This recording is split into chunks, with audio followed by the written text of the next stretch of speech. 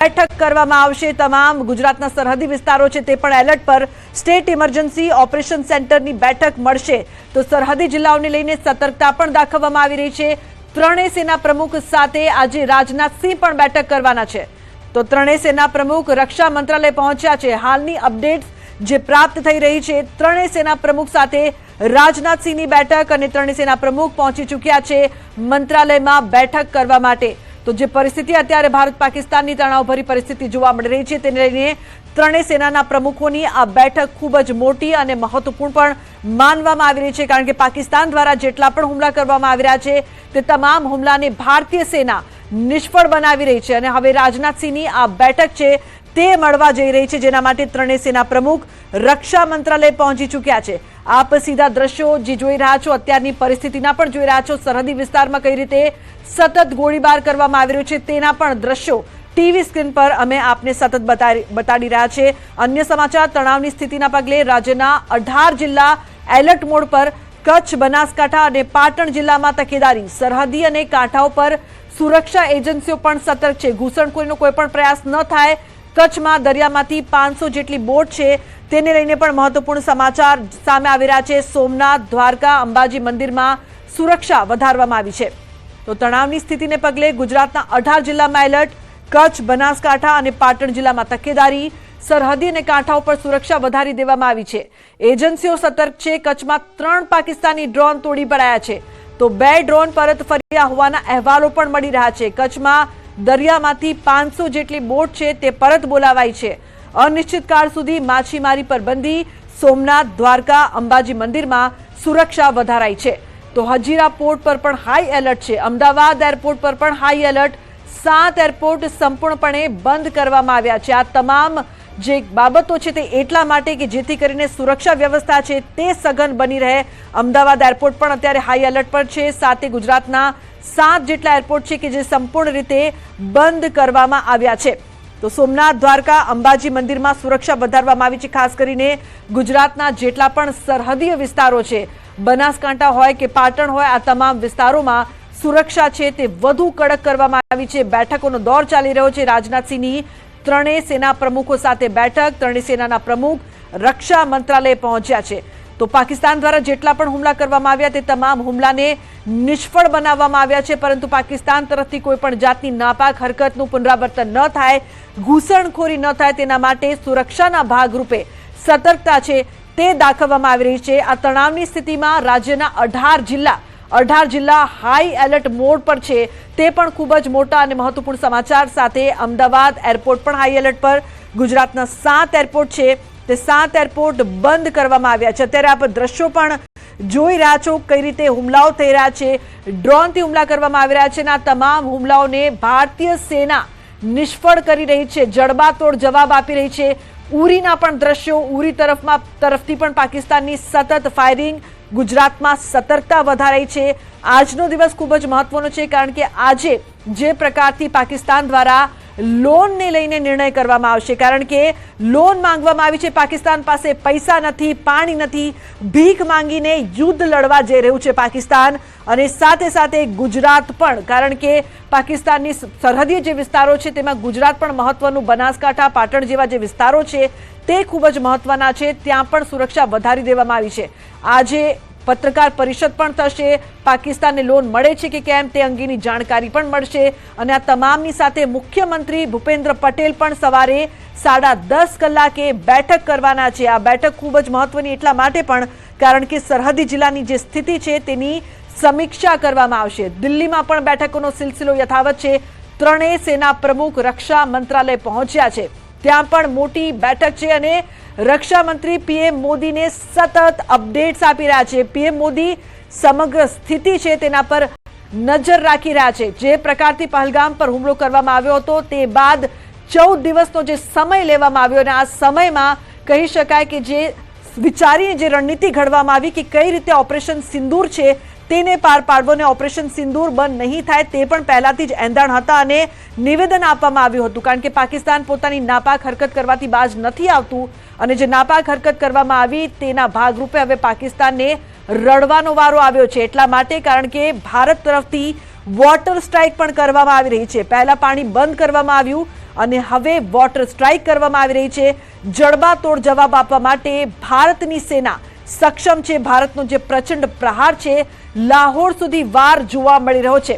ગઈકાલે રાત્રે જ્યારે પાકિસ્તાન દ્વારા નાપાક હરકતનું પુનરાવર્તન કરવામાં આવ્યું ત્યારે ભારતીય સેનાએ જડબાતોડ જવાબ આપ્યો. પાકિસ્તાનના જે મોટા શહેરો છે તેને ટાર્ગેટ કરવામાં આવ્યા. લાહોર હોય, પેશાવર હોય, ઇસ્લામાબાદ હોય, આ તમામ મોટા શહેરોને ટાર્ગેટ કરવામાં આવ્યા. તો મહત્વપૂર્ણ સમાચાર, પાકિસ્તાને સવારે 4 વાગે જેસલમેરના રામગઢમાં ફરી ડ્રોન હુમલો કર્યો છે. રામગઢમાં સવારે 4:20 થી 4:30 વાગ્યા સુધી ડ્રોન હુમલા થયા છે, જેને બીએસએફે નિષ્ફળ બનાવ્યા છે. મહત્વપૂર્ણ સમાચાર, જેસલમેર કે જે સરહદી વિસ્તારમાં છે ત્યાં સતત પ્રયાસ કરવામાં આવી રહ્યો છે ડ્રોન હુમલાનો, અને એક પણ હુમલો સફળ નથી થઈ રહ્યો. નિષ્ફળ બનાવવામાં આવ્યો છે આ હુમલાને. પાકિસ્તાનને જડબાતોડ જવાબ આપવામાં આવી રહ્યો છે. તમામ હુમલા નિષ્ફળ બનાવવામાં આવ્યા છે. મહત્વપૂર્ણ સમાચાર એ પણ છે કે સવારે 4 વાગે જેસલમેરના રામગઢમાં એકવાર ફરી ડ્રોનથી હુમલો કરવામાં આવ્યો.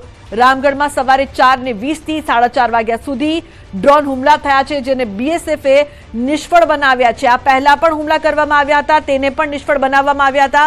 સીધા દ્રશ્યો પણ આપ ટીવી સ્ક્રીન પર જોઈ રહ્યા છો. કઈ રીતે હુમલા કરવાના પ્રયાસ છે તે પાકિસ્તાન દ્વારા સતત કરવામાં આવી રહ્યા છે, પરંતુ જોવાની વાત એ પણ છે કે એક પણ હુમલો સફળ આ 2 દિવસમાં પાકિસ્તાન નથી કરી શક્યું. તમામ ડ્રોનને ધ્વસ્ત કરવામાં આવ્યા છે. જે પ્રકારથી ભારત પાસે જે તાકાત છે, એર ડિફેન્સ સિસ્ટમ છે, તે આકાશમાં જ પાકિસ્તાનના તમામ ટાર્ગેટને ધ્વસ્ત કરી રહ્યું છે, નિષ્ફળ કરી રહ્યું છે. તેના સીધા દ્રશ્યો આપ ટીવી સ્ક્રીન પર પણ જોઈ રહ્યા છો. રાતના સમયે જે પ્રકારથી પ્રયાસ કરવામાં આવી રહ્યો છે હુમલાનો, અને ડ્રોનથી જે હુમલા કરવાના પ્રયાસ કરવામાં આવી રહ્યા છે, તેને ભારતની તાકાત, ભારતની એર ડિફેન્સ સિસ્ટમ છે તે નિષ્ફળ બનાવી રહી છે. તો યુદ્ધને લગતી, તણાવની સ્થિતિને લગતી જે તમામ અપડેટ્સ છે તે અમે આપ સુધી સતત પહોંચાડી રહ્યા છીએ. ગુજરાતમાં પણ કચ્છ, બનાસકાંઠા અને પાટણ જિલ્લામાં તકેદારી રાખવામાં આવી રહી છે. ખાસ કરીને સરહદી અને કાંઠા ઉપર સુરક્ષા એજન્સી સતર્ક છે. કચ્છમાં દરિયામાંથી 500 જેટલી બોટ છે તે પરત બોલાવવામાં આવી છે, અને અનિશ્ચિતકાળ સુધી માછીમારી છે તેના પર બંધી કરવામાં આવી છે, મનાઈ ફરમાવવામાં આવી છે. આ તણાવની સ્થિતિના પગલે રાજ્યના 18 જિલ્લા એલર્ટ પર. તો પાકિસ્તાને સુતેલા સિંહને જગાડ્યો. સુરક્ષા નિષ્ણાત શિવાલી દેશપાંડેનું નિવેદન, ભારત સામે પાકિસ્તાન શરણાગતિ સ્વીકારી લે, હવે પાક પર હથોડા ચાલશે અને હવે પાકિસ્તાનનો સફાયો થશે, અમે પાકનો નકશો ભૂંસી નાખીશું.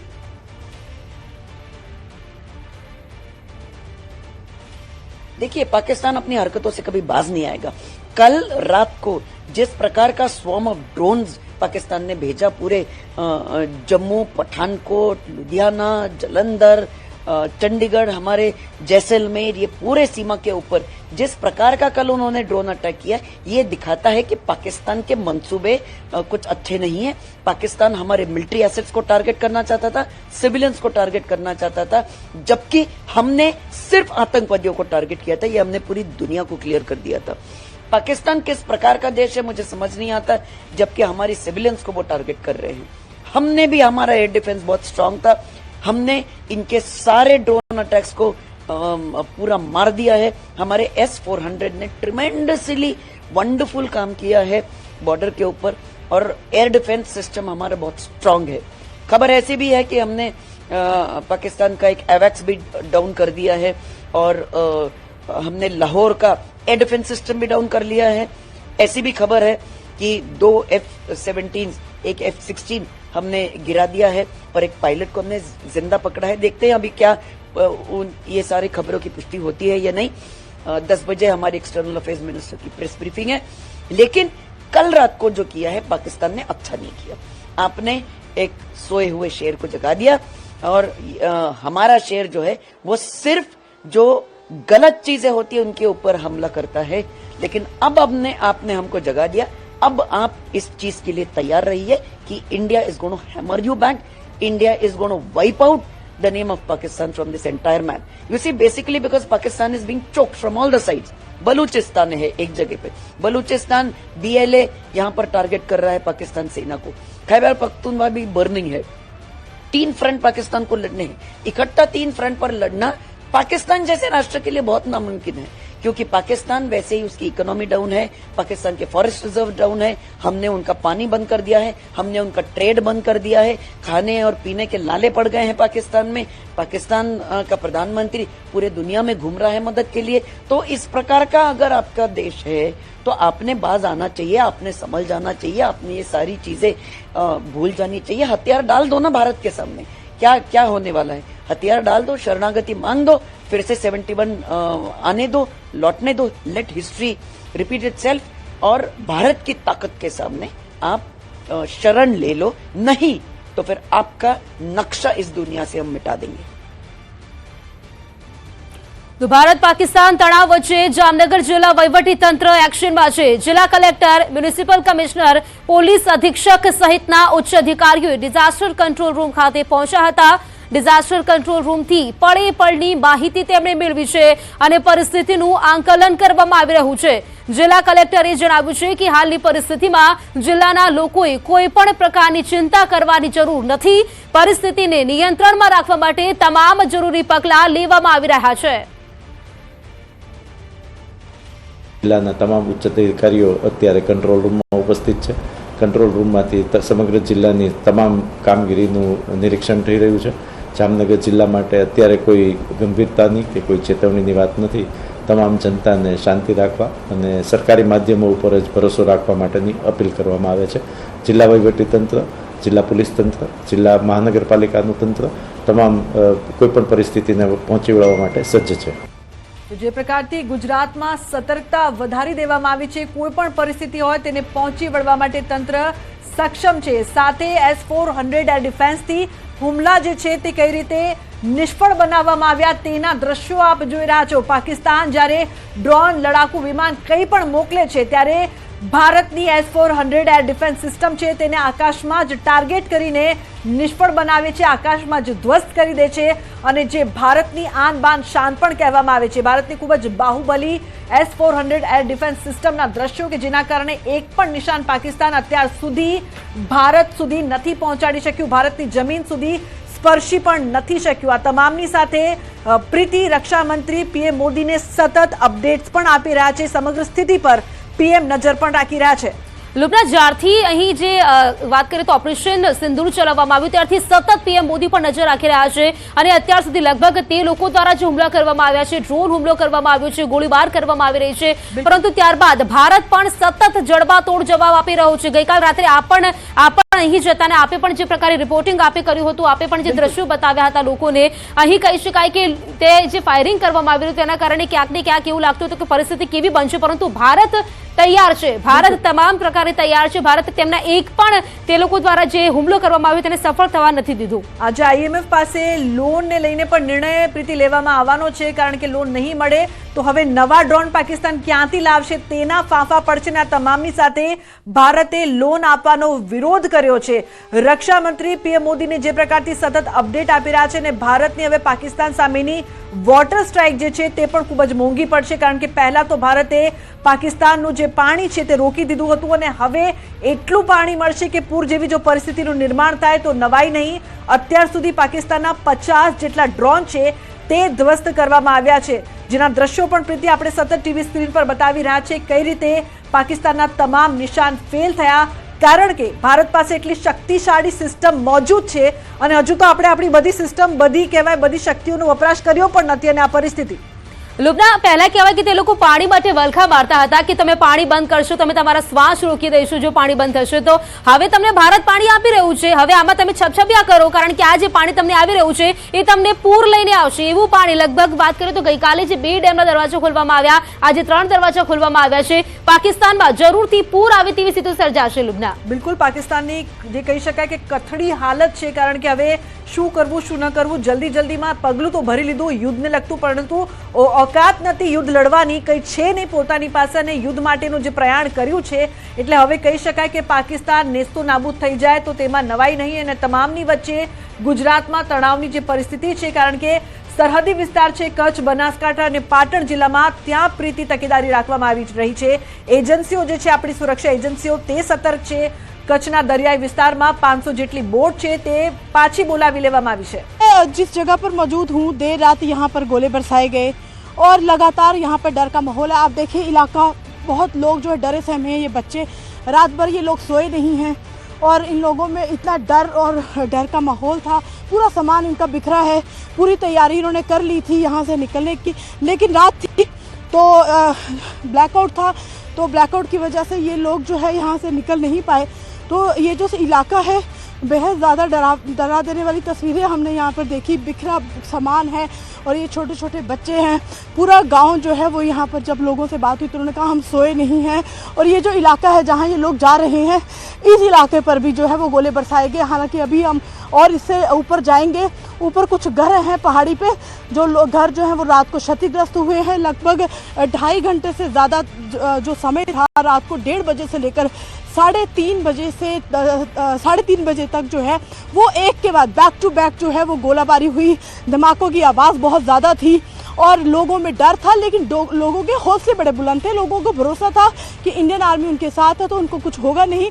लेकिन देखिए यहाँ पर थोड़ा सा डर, थोड़ा सा खौफ इस गांव के लोगों में इसलिए था। उन्होंने कहा कि हम तो बड़े हैं, हम डरे नहीं। बुजुर्गों ने कहा हमने बहुत लड़ाइयाँ देखी, हम डरे नहीं। लेकिन डर जो बच्चे थे, वो जब तेज धमाकों की आवाज़ें आ रही थी तो वो बच्चे बहुत ज़्यादा डर रहे थे। आप देखिए सामान पूरी तरह से पैक कर दिया था निकलने के लिए, लेकिन प्रशासन ने प्रिकॉशनरी यहाँ से लोगों को घरों से बाहर निकालने के लिए मना किया था, घर से बाहर निकलने के लिए मना किया था। सामान घरों में बिखरा है, लोग घर में नहीं है क्योंकि सुबह होते ही लोग जो है वो सुरक्षित स्थानों पर चले गए। आप देखिए ये रसोई घर का सामान जो है इसी तरह से बिखरा पड़ा है। क्या मंजर रहा होगा कल रात को जब ये अचानक से पाकिस्तान ने फिर से रिहायशी इलाकों को जो है वो निशाना बनाया। देखिए पहाड़ी इलाका है, विकास पूरा घर दिखाने की कोशिश करें आप। ये पहाड़ी इलाका है, आप सोचिए, समझना बहुत ज़रूरी है कि एक ये घर है, एक वो ऊपर घर है और LOC इस पहाड़ी के पीछे है। तो वहाँ से किस तरीके से गोले दागे गए, वो कहाँ जाएंगे, किस घर को निशाना बनाएंगे, ये किसी को नहीं पता। और यही वजह है कि वो तो वहाँ से गोले दागते हैं, सिविलियन को निशाना बना रहे हैं, लेकिन घर क्षतिग्रस्त हो रहे हैं, लोग मर रहे हैं, लोग जख्मी हो रहे हैं, बच्चे यहाँ पर मारे गए हैं। पुंछ में आप देखिए कितना बड़ा हादसा हुआ और वो भावुक करने वाली तस्वीरें। तो हमारा संवाददाता कोमल राजौरीથી જે પરિસ્થિતિ છે લાઈવ આપને બતાવી રહ્યા છે। રાત્રે બ્લેકઆઉટ કઈ રીતે થયું તે પણ બતાવવામાં આવ્યું હતું ને અત્યારની પરિસ્થિતિ છે તે પણ ખૂબ જ ભયજનક છે, કારણ કે કઈ રીતે ત્યાંથી નીકળવું ત્યાંના સ્થાનિકો માટે તે મોટો પ્રશ્ન